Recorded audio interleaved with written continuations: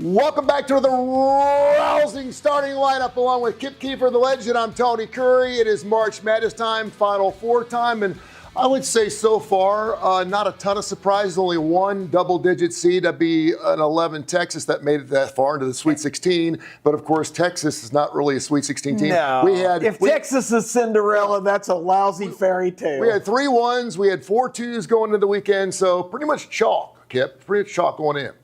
I'm here to make an announcement, folks.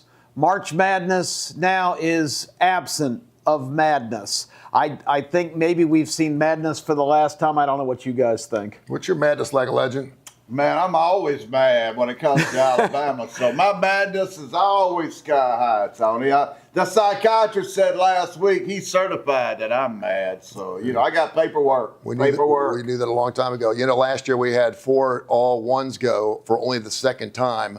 And a lot of people thought, Kip, that could happen again this year. Kip Keefer guaranteed last week it would not happen. Let's put that on the record. There you go. But we did have 3 number 1s going to the Final Four. And, of course, a lot of people are saying now, like, conferences, the Big East, that usually has 8, 9 teams in, only 3 this year. Is it only because of the money, or is it because of these European players? Why is that? The whole landscape is changing. We've just got to get used to it in college athletics. All of the things we've always kind of held dear or counted on are not reliable anymore. It's the wild, wild west, legend. Yeah, it's crazy out there, Tony. Now it's all about the money. If you can recruit a billionaire, hell, Indiana could win a championship in football. Wait a minute, they did. Yeah, that's right. That's right. Yeah. Hey, and look out. Shohei Ohtani says he's finally getting comfortable in the United States of America. Oh, my gosh. Hey. He says he wants to be the best baseball player of all time, the LA Dodgers and everybody else. Will they three-peat this year? Major League Baseball kicked off this past Thursday. Kip, will the Dodgers three-peat? I'm going to say no. It's just too difficult to go through the labyrinth of the regular season. They should have lost last year in the series to Toronto. What's Baltimore going to do this year, legend? Man, Baltimore is loaded. Gunnar Henderson, Pete Alonso, the Polar Bear, Adley Rushman, owner that's committed to spending, Tony. The Orioles are back like it's 1970. Do you? Well, I had a trivia question about this the other day. Do you remember what year Camden Yards opened up? It was in the 89, 90? 1992. 92, okay. Camden Yards is 30. God, years. that's Isn't hard that to believe. crazy? That's crazy. We were talking about the cookie cutter yards. We were talking about Crosley Field, Riverfront Coliseum, just how cookie cutter those stadiums were, and Three River Stadium, obviously. Pittsburgh Pirates may be pretty good this year, and of course it all starts with pitching. Lodolo, Green, maybe Abbott first going for the Cincinnati Reds. I'm hoping Terry Francona, of course, who was here with those Birmingham Barons, took them to a Southern championship and has won a World Series at every team he's been with, including those Bo Sox. Hopefully he can do that with the Cincinnati Reds. We got an entire show today. It's going to be fantastic. We're going to do some Kip perspective. We got the Legend Cave. We're going to do some bone fragments. It's all on the way right here on the starting lineup. From the visual and sound wonderland that is the gaming floor at the Birmingham Racecourse Casino, Kip Keefer here on the starting lineup. Special guest, the man running the show here, General Manager Chad Cochran. Welcome to Birmingham, Chad. Hey, thank you, Kip. It's great to be here. Appreciate it. Well, you guys have created an amazing situation here. I spend a lot of time in Las Vegas with family and a lot of business connections out there. But I'm here to tell you, and I want you to respond to this, this is as impressive a gaming floor from kind of the sensory perception standpoint that I've ever been on, including all the big-time casinos out in Vegas. Wow, thank you, Kip. That's nice of you to say. Yeah, we've worked hard the last several months since we've acquired the place to upgrade the machines, make sure that we have the latest themes, the latest technology. We've also introduced new technology on the floor where guests can now play with a player's card, which allows us to reward them and establish what we like to refer to as a one-to-one relationship with our guests. Outstanding. I was surprised to learn. I want you to inform people, our viewers here, this is not a one-trick operation. You guys, your company, PCI Gaming, is rapidly expanding and is all over the place. Yes, yeah, we've seen incredible growth over the last decade. We started in Atmore, Alabama, and where we had the 3 properties in Montgomery and Wetumpka. And then we expanded to the Caribbean, where we have properties in Aruba and Curacao. We then went on to Bethlehem, Pennsylvania, which is about an hour outside of New York City. Wow. We're in Chicago, the south suburbs of Chicago. We have smaller properties in Tallahassee and in Pensacola and in Mobile. And now we're here in Birmingham, hoping to do some pretty great things up here. Well, I think you've already are accomplishing that. It's a great environment. If folks haven't been out yet, get on out here to the Birmingham Racecourse Casino. See Chad, because I know, Chad, for a final thought, customer service is really top of the mind for you. 100%. That is the priority. You know, taking care of our team members, that comes first, and then making sure that they take care of our guests. You know, we have a purpose at Wind Creek Hospitality, and part of that purpose is to create an experience for our guests, an escape for them, if you will. So when they visit us, we want to make sure it's memorable. We got a lot wrong with college sports right now, and now we have another big problem with all the money, and we'll get into that in just a second. I want to make a little analogy about guys. Guys are dumb sometimes. We're creeps. We're stupid when we're young. We don't know what we're doing. And occasionally a guy will meet just a beautiful woman. She's wonderful. She's super nice, probably too nice to him. And you know what he does? He breaks up with her. And you're like, dude, what are you doing? I don't know. She just wasn't spicy enough. The chase was over. She was too nice to me. And their friends are going, well, what are you doing? That's what just happened with North Carolina and Hubert Davis. Shame on you, North Carolina, for what you did to Hubert Davis, one of the greatest basketball players in North Carolina history. And I would venture to say, could have been one of the greatest coaches you ever had. High character, deep faith, strong community focus. He was 24-9 this season after being an assistant, of course, under Roy Williams for 9 years. 9 years. He also played 4 years, of course, as a player. 1 year he had 21 points. In his senior year, he was all ACC that year. He averaged a 25-10 record as a coach at North Carolina. Shame on you, North Carolina, for getting rid of him. We know what it's all about. People say it's not about one game. We were thinking about it. Damn right. Come on. It was about the VCU game, and you know it was. You're up by 19. You should have gotten it done. And listen, things happen. I know there was another game a couple of years ago. People were talking about the Kansas game where they got up by 16, lost that game. It happens. Does Hubert Davis lose the big ones? No, it just happens. I'm just telling you. But it's a 25-10 record over 5 years. He has played just his bones off for this organization. He was 102-37 as a player. He still holds the record for the best three-point percentage at 43.5% in North Carolina history. 1988 and 1998, he was ACC All-Tournament. He was unbelievable. He was 6-5 as a player against Duke. As a coach, he was 4-4, including the game this year where they hit the buzzer beater in the last thing. He was the one that knocked off Coach K in his last college game. Do you remember the Final Four back in 2022? That was Coach K's last game.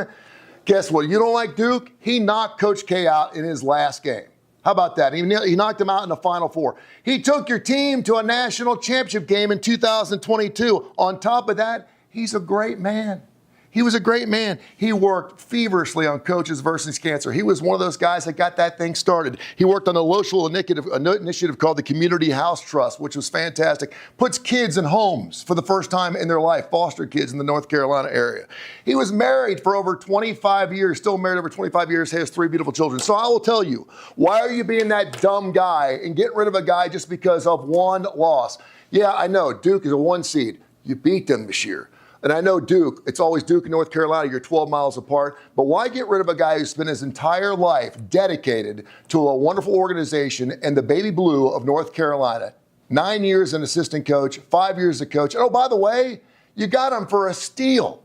He was $3.85 million. That ranks 37th at all coaches. Hubert Davis, 25-9, 25-10 every single year, and it had an even record against Duke at 4-4 and 6-5 a player, and you're going to fire him?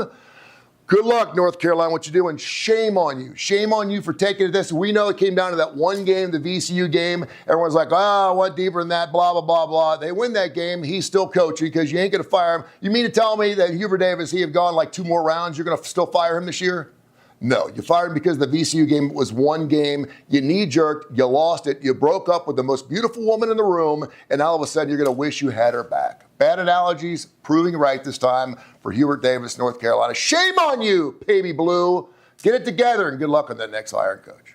A few years ago, my boy was kind of a shy one, and he needed to come out of his shell, and we signed him up for Alabama TKD. That is Alabama Taekwondo. He met Master Scarcella, and he's never been the same, thank goodness. He's an amazing young man. I'm so proud of him, and got his black belt in 3.5 years. How about that? Would you like to have a black belt in your family? Pretty cool endeavor right there. Do it with Master Scarcella, who will be here on April 9th to break this table. He's going to be breaking some boards for us. Go to Alabama TKD, Alabama TKD. That's Taekwondo, and get in their classes now. Plenty of classes that I promise you, your kids and adults, small ones too, they can do the Tigers, they do it all. Check it out, Alabama TKD. Also, we got K4Wins.com. They've been on fire, 70% so far in March Madness. National Championship games coming up. K4Wins.com, K4Wins.com. Check out Kai Gregory, Case Keefer, Tony Curry, Kip Keefer. We also pick games as well. K4Wins.com, K4Wins.com. And the Woodhouse Day Spa. Stuart Rome will join us here in a few weeks. It is Woodhouse Day Spas, Birmingham.woodhousespas.com, Birmingham.woodhousespas.com. And thanks again to all of our great sponsors here in the starting lineup. Oh, welcome to the Legend Cave, sponsored by the Alabama Horse Racing Breeding and Development. Baby, we love horse racing out at the Birmingham Race Course. It's what we do out there, along with a casino. If you hadn't been out to the Birmingham Racetrack Casino, you are missing out a piece of Vegas right here in Birmingham, baby. You see, I got the basketball with me today. I want to address an important topic. Because you see, there's people in the media that doesn't have a brain these days. People in the media that should be put in the nut house, really. People calling for Nate Oates' job this week, accusing Nate Oates of running a program that's just out of control. Now, I've had my criticism of Nate Oates that he's a little too player-friendly, and that he needs to tighten the bolts just a little bit on his program and get a better handle of his team so his star point guard don't get a drug charge one day before March Madness. But make no doubt about it, Legend Bear does not want to get rid of Nate Oates. We're not looking to run Nate Oates off. Have you people forgot about Mark Godfrey? Do I need to remind you about Coach Grant? How about Avery Johnson? Oh, this is really going to blow your hair back. Have you forgot about David Hobbs? Oh, my God, Bear! David Hobbs! Come on! Get that ball! About lost it right there. Ball lost it right there. We are not looking to get rid of Nate Oates. Hell no. Not looking to get rid of him. Nate Oates has brought a style to Alabama, made us relevant. Do y'all remember all those years at NCAA tournament time when they were picking all them teams? 68 of them. And we were nowhere to be found. Nowhere to be found, baby. Nowhere to be found until Nate Oates came along. Oh, you lost your mind. Mr. Golden down at AL.com, just shut up, dude. Let the Alabama fans worry about our head coach. North Carolina, you can't have him. Kansas, you can't have him. But I will say this to Greg Byrne, our AD. Dude, me and you got to have a talk. Me and you, Greg Byrne, serious for a minute. Everybody else just tune out for a second. Dude, you can't go get SpaceX, Elon Musk. You can't go get one billionaire somewhere out there to help us out, brother. You can't build this man an arena. We're playing down there in an airplane hangar. Go get a billionaire, dude. I'm about to come down there and fire you, dude. I'm about to come down there and fire you. Nate Oates is staying. Now, hold up a minute. Legend, fullback, University of Alabama. You remember we used to do that on Bob Hope? Let's talk a little football. Reason for hope. They say the Alabama running back room is loaded. A.K. Deere, a five-star running back there. You remember them five stars? Tony Humphrey, Gary Goo, Major Ogilvy. A.K. Deere, baby. Five-star and dangerous. Ezekiel Caldwell, five-star and dangerous. Now, if we can just get them big sumo wrestlers up front to start blocking, maybe we find the offensive line coach sent him to Auburn. Thank God! Maybe this year, we can run for at least 2 or 3 yards. Running back room's excited. Reason for hope. Keon Russell, Ezekiel Crowell, A.K. Deere, Hollywood Williams. I don't know if it's me, Bear, but I like the combination. Don't ever get up. We represent regardless, I believe.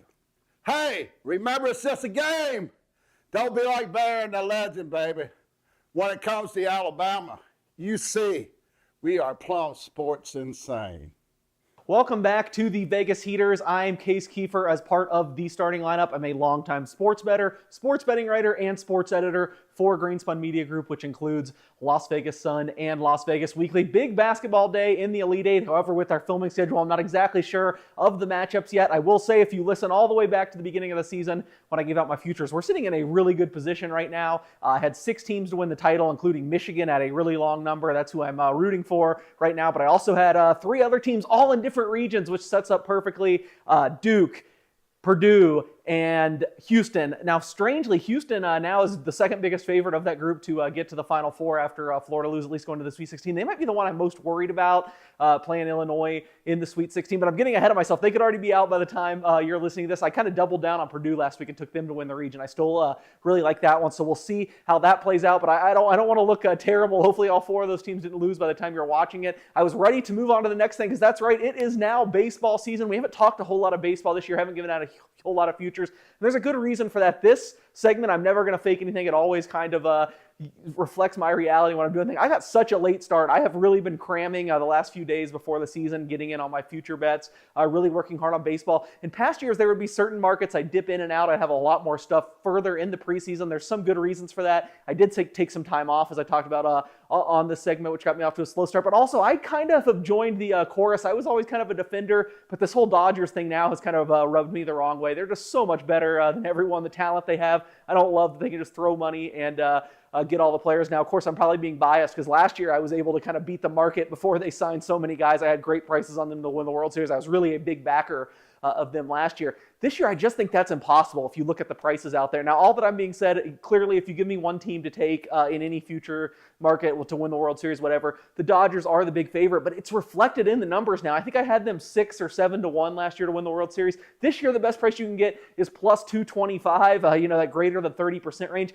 I'm sorry, but baseball's still just so much randomness, especially in the postseason, that I just do not think you can bet that. Now, of course, I would bet it above a lot of the other teams out there. Like if we were having a futures draft, they would probably be my 4th or 5th pick, but I just don't see value on the Dodgers this year, and it's hard though. I still think they're the most likely to win, so that's why I took a little bit of a kick in the butt to get me motivated to go with it. I did come up with one team that I do really like for everything just about in the futures market. They will be a familiar team if you watched me last year. Last year we were really high on 3 AL teams, kind of going away from the Dodgers and the NL. This year one of them is the exact same. If you remember, I love the Seattle Mariners this year. If you go back to last year, of course, remember they were just on the verge of the World Series. So close. Another reason, I'm kind of getting off on a tangent here, but that's a reason why I still don't think the Dodgers should be as low as like plus 225. It's not like they just ran through the postseason. Yeah, they didn't have much trouble in the NL, but I mean, that was a classic Game 7. The Blue Jays basically had them beat. We'll go back for years and look at all that it took for them to lose. So I do think they are beatable once we get into the playoffs. However, I'd be more willing to back in those big future markets, an AL team that's not going to face them to the end. And I really like Seattle. And I know they have some guys go out, Eugenio Suarez, of course, some guys come in, Josh Naylor, but the pitching staff is what I'm so high on this year. They were injured to start last year, healthier this year. Didn't really see it all come together until the end of the year. I just think they're going to have the best pitching in the AL. I don't love the rest of the division anymore. I think we finally saw the Houston Astros crash out last year. The Rangers were a weird team, could not hit at all, pitched really well. I still kind of look at them as middling. I think Seattle cruises to the AL West, and I think they are the team to beat in the AL, so I bet some 5 to 1 on Seattle to win the AL, some 13 to 1 to them to win the World Series. I'd love to see a Seattle Dodgers World Series and have them beat them. I did kind of go at the Dodgers in one other market, the most wins in the regular season market. Now, if you remember last year, we're all talking about NBA tanking and how much much of a pandemic it is and how terrible it is. No one's trying, especially at this point of the season. It's hard to disagree with. But the Dodgers really did that same thing. All these guys had super long IL stints whenever they got hurt. It didn't seem like they really cared that much about winning in the regular season. So for them to be an odds-on favorite to have the most wins, I had to take some shots against them there. Of course, with the Mariners starting out, they're about the Mariners at 18-1 most wins. Two other teams, it pains me to say it as a Braves fan who's usually really high on the Braves, but I can't get behind the Braves this year with all the bad news. Seems like we have daily in spring training. And my two favorite teams in the NL, probably not going on too much of a limb other than the Dodgers, but I love the Mets and the Phillies. So I also bet the Mets at 18-1 to have the most wins, and the Phillies at 28-1. A lot of people see the Phillies is over the hill. Maybe they've missed their window. I'm not so sure they can't have another year or two, especially with that pitching staff getting younger. Every year it seems like there's rumors of the Phillies' demise. They never get it done in the playoffs, but they're still an awfully good regular season team. So there's some futures I like for Major League Baseball season. Hopefully you can still jump in. I know like the Mariners have a tough series coming up. Some of these teams have tough schedules. It's a long, long season. The market overreacts to these beginning. So I am really bullish on the Mariners and just about everything. If you want to take some shots at the Dodgers in that most win market, I like the Mets, the Phillies, and the Mariners. That's a little bit of a baseball overview, some of the futures I'm betting. Let's go Purdue, let's go Houston, let's go Michigan, let's go Duke. Those are my positions in the NCAA tournament. Thanks for checking out another edition of the Vegas Heaters. Welcome to Kip Perspective, everybody, and I have a very special guest here. You know, a lot of people look at me and say, Kip Keefer, you're kind of old school. Well, here's my link to being modern and developed. It is my main man, Terrell Valerie, who is joining us today. Terrell is what you would call a Renaissance man. This guy has expertise in so many areas, and one of those I want to emphasize today, he just helped me out big time, and he can do the same for you. Terrell, people are shaking in their boots. April 15th is coming quick. Yes, you sir. are a tax pro, man. Talk about your skills in that area. True. Right. Well, first of all, thank you for the opportunity. I just appreciate it. And just when it comes to taxes, I am the man. If you want the max, you call Prince. Prince gonna get you the max. Prince got the tax. Yep, we got his number and his email right behind us here. And give him a call. I know a lot of people are intimidated by the whole tax experience. I've been around forever, and it still is something that I dread every year. You made it so easy for me, and he can do the same for you. Don't put it off, folks. You got 3 weeks to go, but you got a real nice office downtown. You can fix these folks up. Yes, sir. And with that being stated, I have 11 years of experience in the tax industry. I also help with tax planning. I also help with tax and credit restoration. And I'm also just a person that believes that through education of taxes and why it's important to pay your taxes, that makes a taxpayer more informed and more willing to be pay their taxes, because nobody wants to pay taxes. No, it's no fun. So the best way to contact me is by calling 205-240-9955. I am a year-round tax professional. So with that being stated, I am located downtown Birmingham, 3rd Avenue North, Suite 213. And if you do need me, it's by appointment, remote, or you can always do online. Terrell Valerie, this is your main man, a big team member for me now. I'm planning on having Terrell in the fold for many years to come. You need to do the same. Hey, a couple of weeks ago, we all witnessed the big meeting at the White House, the president, all of the authorities from the college football world, college athletics, sports luminaries, and the big dilemma was, how do we solve the wild, wild west, out of control, unsolvable problem that has become the landscape, really, of college athletics? And of course, inevitably, the White House, with the pledge of drafting an executive order to fix everything, well, they reached out to Kip Keefer Sports, as you knew they would, because after all, we're the authorities on sensibility and what to do in times of crisis. So I've got two suggestions for you, one practical, one absurd, but let's start with the absurd one first. Simply issue an executive order, roll back the calendar to June 20th, 2021, and that was will fix everything, because it was the next day, on June 21st, 2021, when the Supreme Court considered the case of the NCAA suing to try and stop the players from being compensated for their name, image, and likeness. Now, everybody in America is allowed to do that, but college athletes weren't, because they're amateurs and they're student athletes and they can't be compensated. It's extra benefits. Final score: college football players, college basketball players, athletes compensation, 9 justices. NCAA and their $1 million dream team of lawyers, 0. 9-0. Unanimous sweep decision. You never see that because this was such a slam dunk case. The only solution, the only thing that makes sense is to accept the inevitable. The big conferences are going to break away. The Big Ten and SEC are going to draft their own set of rules and regulations, and they are going to be joined by some of the other major institutions like the Notre Dames, perhaps the North Carolinas, some others that will join this elite superstar college football professional league. That's going to be the new norm. Everybody else is going to be left to kind of draft their own requirements and come up with their own plan. But these guys are going to break away. It's going to happen. It's inevitable. The only guy who didn't speak up at the big meeting that was a major luminary there was Tony Petitti, who from here on I'm calling Tony Soprano because he has played everybody like a fiddle to get what he wants. As a former television executive, NFL number 2, another model after the NFL, the most successful sports franchises in history, and now you're going to have college football at its elite level. And this isn't some Bush League startup league. This has brands like the Texas Longhorns, Notre Dame Fighting Irish, Alabama Crimson Tide, Ohio State Buckeyes. This is a slam dunk, runaway success. This is where it's going, whether you like it or not. You might as well get on board because this is the only solution to the mess we're in right now.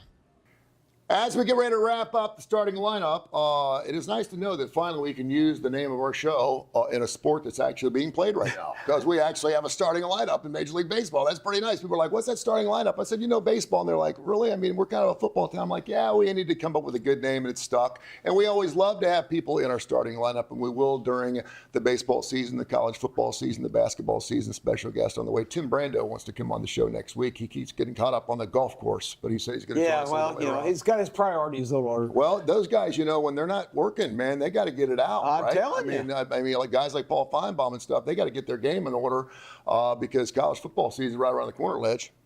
Yeah, right around the corner, Tony, and I'm excited about it. The summer is long, and thank God for baseball. Thank God for baseball. We wouldn't make it through the summer without baseball. Thank God for baseball. And thank goodness. I'm chopping already, boys. It's Atlanta Braves. The Braves are loaded this year. I've seen MLB rank the best lineups in baseball. The Orioles, the Yankees, and the Braves were 1, 2, and 3. What is the Baltimore? What's their over/under on games this year to win? Do you know? 89.5. 89.5. I would go over. I will tell you what right now. I will take my Cincinnati Reds straight up against your Baltimore squad. The Reds are 82, so you'd have to give me 7 games if we're going to make it even. Give me the Reds in 7 games for a hundo spot. Whoever wins the most baseball games this year. How about That's it. that? I would bet the farm on that one. All right, well, And in 162 games, we'll know who won. yeah. Well, the Reds came close last year. I mean, they had to go like 2-16 their last 18 games, and almost made me sweat it out. Yep. But I think